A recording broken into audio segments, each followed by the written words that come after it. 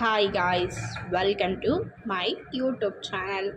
ఈరోజు నిన్న gold and silver platinum rates అన్నీ ఇక్కడైతే చూడండి. మన వీడియో కూడా అప్లోడ్ చేశాను, వెళ్ళి చెక్అవుట్ చేయండి. ఈరోజు 14 అక్టోబర్ 2025 ట్యూస్డే మనకైతే gold 22 carrot 1 gram gold 11,795 rupees ఉందండి.